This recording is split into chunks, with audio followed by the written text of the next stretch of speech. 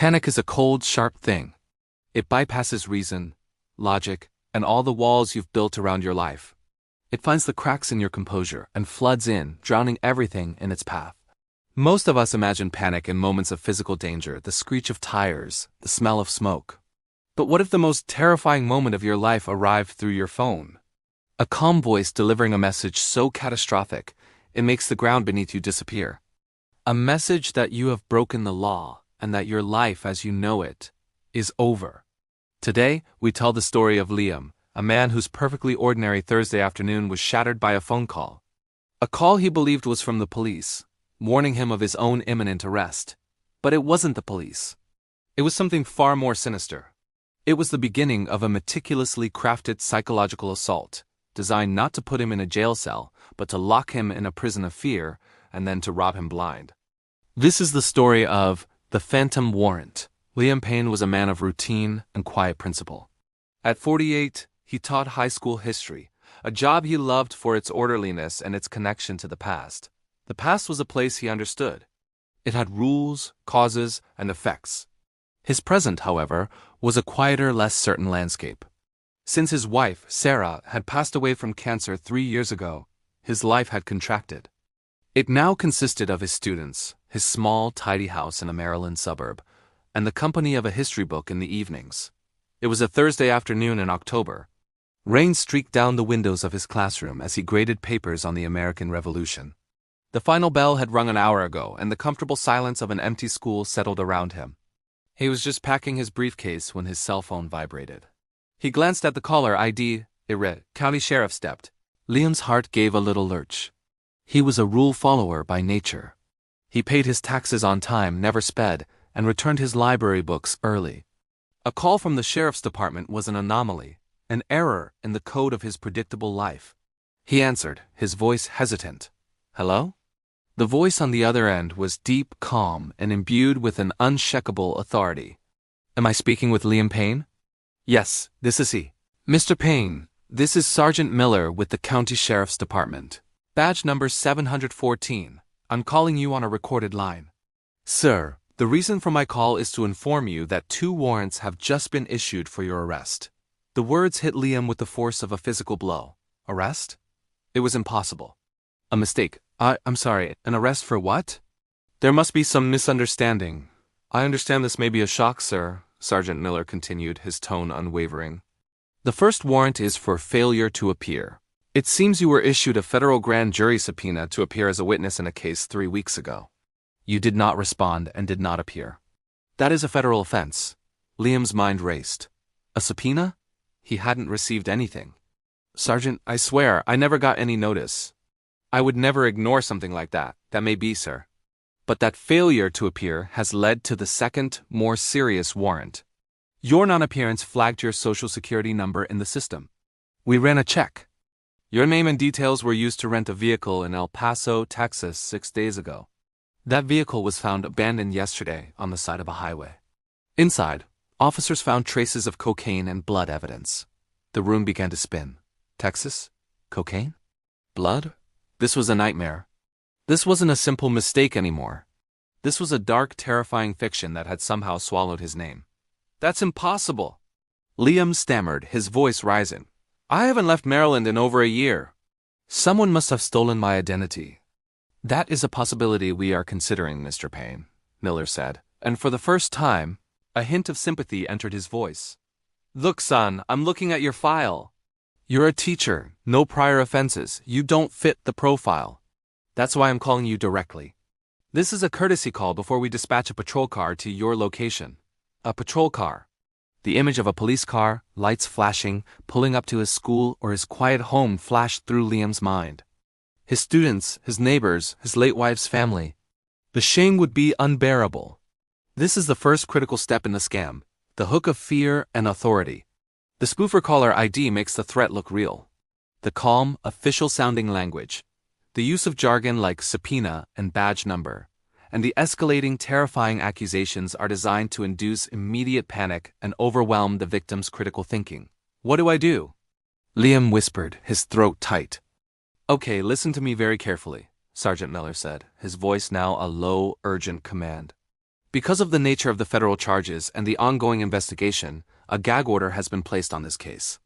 That means you cannot speak about this to anyone. Not your family, not your friends, not a lawyer. If you do, it will be seen as an attempt to conspire and will result in immediate felony charges for obstruction of justice. Do you understand? Yes, Liam said, his world shrinking to the size of his phone and the voice coming through it. And you cannot hang up this phone. We must maintain a constant line of communication to ensure you are not attempting to flee or destroy evidence. If this call drops, I will have no choice but to assume the worst and dispatch that patrol car. Understood? Understood. In the space of 3 minutes, the scammers had isolated him completely. He was trapped. He couldn't hang up, and he couldn't ask for help. This is the isolation phase. By cutting the victim off from any external reality check, the scammer becomes their only source of information, their only guide through the nightmare. All right, Liam, Miller said, his tone shifting slightly. He was no longer just an officer. He was now a guide. I'm trying to help you here. I believe you're a victim of identity theft, but the warrants are real. The only way to avoid being arrested today is to clear your name by posting a bond with the court. It's essentially a temporary payment to show the judge you are taking this seriously and are not a flight risk. Once you appear in court and are cleared, the bond will be fully refunded to you. It sounded plausible. Terrifying, but plausible. How much is the bond? The total is $4,800. Liam's stomach dropped. It was a huge amount of money. I don't have that kind of cash just sitting around. I understand, sir. But this is a court order. Now, because of the gag order, you cannot go to your bank and make a large withdrawal. That would raise red flags. We have a new streamlined system for these sensitive payments, working directly with Federal Treasury kiosks. Kiosks? Liam was confused. What kind of kiosks? They are official government payment kiosks located in many convenience stores and supermarkets. You will go to one, deposit the cash, and it will be converted into a secure government voucher. You'll receive a receipt that will act as your proof of bond.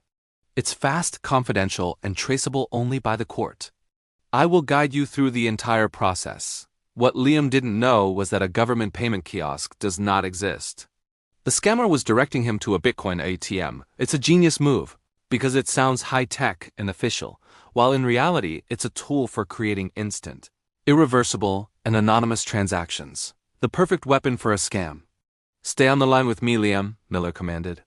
Get in your car. I'm sending you the address of the nearest kiosk now. Do not talk to anyone. Liam moved like a robot. He packed his bag, walked through the empty school hallways, his heart pounding in his chest. Every shadow looked like a waiting police officer.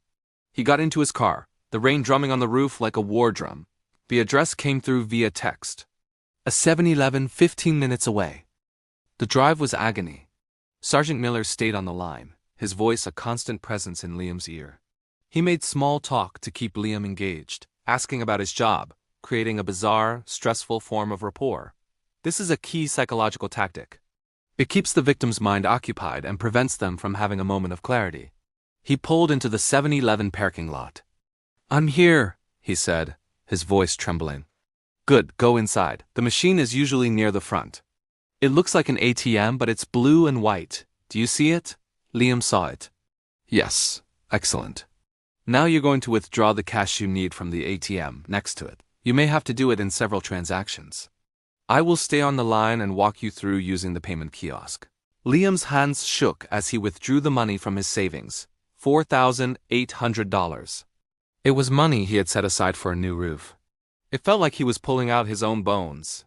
He walked over to the Bitcoin ATM. Miller's voice was calm and precise. Okay, Liam, on the screen, select the option to buy crypto. We'll ask you to scan a QR code. I am texting you that code now. It's your unique case file link to the courthouse treasury. A text message appeared with a black and white square image.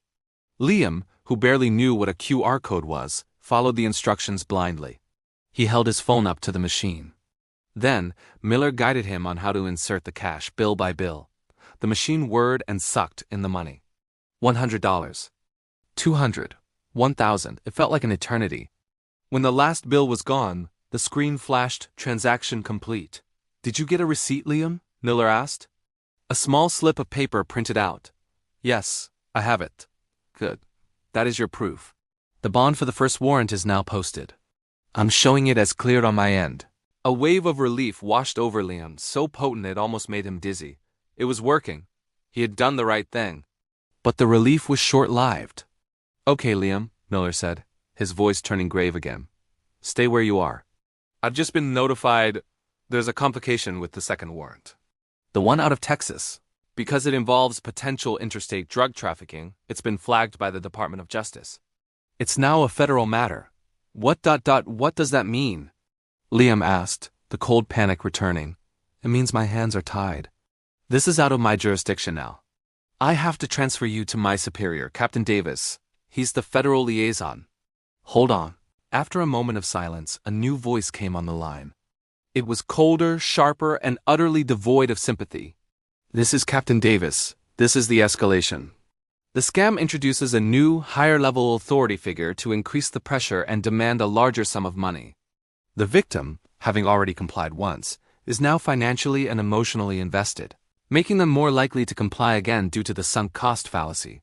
Captain Davis explained, in brisk, impatient tones, that the federal bond was much higher.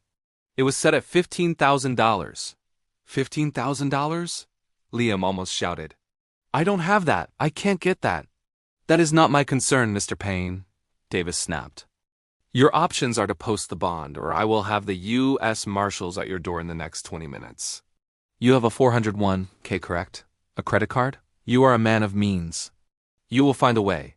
Sergeant Miller will walk you through the process. Do not fail. The line clicked, and Miller was back. His voice was apologetic now. I'm sorry, Liam. This guy is a real hard-ass. I told you, this is serious. Liam felt broken. He was trapped in a bureaucratic nightmare, his fate in the hands of these disembodied voices. He spent the next hour on the phone with his credit card company, requesting a cash advance. He had to lie, his voice cracking, saying it was for a family medical emergency. The transaction was approved. He went through the entire horrifying process again. The drive to another convenience store, the withdrawals. The cold, impersonal Bitcoin machine swallowing another $15,000 of his life. When it was done, he was almost numb. He had sent nearly $20,000 to a QR code on his phone. Okay, Liam, Miller's voice said. It's all cleared on my end. The warrants are rescinded. You'll receive official court documents by mail in 5 to 7 business days, along with instructions for your full refund. You are a free man. You did a good job. And for the first time in hours, Miller said the words Liam had been dreading and longing for. You can hang up the phone now. The line went dead. The silence in his car was deafening. For a moment he just sat there, the flimsy receipts clutched in his sweaty hand. He was exhausted, but he was free. Or so he thought. The next morning, the fog of fear began to clear. A small, nagging voice of doubt entered his mind. Why a Bitcoin machine? Why the intense secrecy? He did what he should have done from the very beginning. He looked up the official, publicly listed number for the county sheriff's department and called it. He asked to speak to Sergeant Miller, badge number 714. The woman on the other end paused. Sir, she said gently, we don't have a Sergeant Miller here.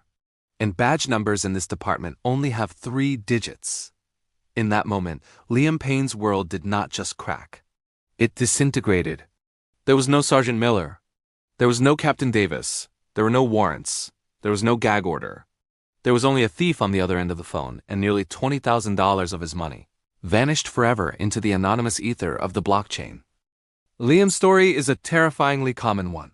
Government impersonation scams are incredibly effective because they weaponize our own instincts, our respect for authority, and our fear of consequence. The criminals who run these scams are master manipulators. Let's dissect their strategy so you can never fall for it. First, the tools of the trade. 1. Caller ID spoofing. They use technology to make the call appear to come from a legitimate police department, the FBI, or the IRS. Never trust a caller ID.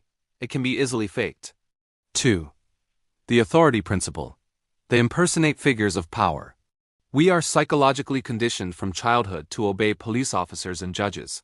They exploit this trust to its fullest. 3. Urgency and fear. They create an intense, time-sensitive crisis. The threat of immediate arrest prevents you from stopping to think clearly. Panic is their greatest weapon. 4. Isolation. The gag order is a pure work of evil genius. By forbidding you from talking to anyone, they create a closed loop where the scammer is your only source of reality. Second, the unmistakable red flags you must learn to spot. Asterisk, a government agency will never call you to demand immediate payment over the phone. They conduct official business through official mail, period. Asterisk, they will never threaten you with immediate arrest for failure to pay. The legal system does not work that way. Asterisk, they will never ever ask you to pay a fine or a bond using a Bitcoin ATM. Gift cards, like Google Play, Steam, or Apple, or a wire transfer. These are the tools of scammers because they are irreversible and untraceable. Government agencies use official payment channels. Asterisk, any talk of a gag order on a phone call is a 100% sign of a scam. This is a fictional element designed purely to isolate you. So what should you do if you receive a call like this? The answer is incredibly simple, but it takes courage in the moment of panic. Hang up. Just hang up. That's it. Don't argue. Don't explain. Don't engage. Just disconnect the call. The entire scam relies on keeping you on the line and in a state of fear. Once you hang up, you break their power. After you hang up, take a breath. Then, independently verify the claim. Do not call back the number that called you. Go online, find the official, publicly listed phone number for the agency they claim to be from, and call it yourself. You will quickly discover that they have no idea who you are or what you're talking about. Finally, report the scam call to the FBI's Internet Crime Complaint Center, IC3, and the Federal Trade Commission, FTC. Your report helps them track these criminal networks. The Phantom Warrant is a powerful illusion, but it shatters the moment you stop believing in it. The most important defense you have is not money or power, but a healthy dose of skepticism and the simple, decisive act of hanging up the phone. Thank you for listening to True Scam Stories. Stay safe and stay aware.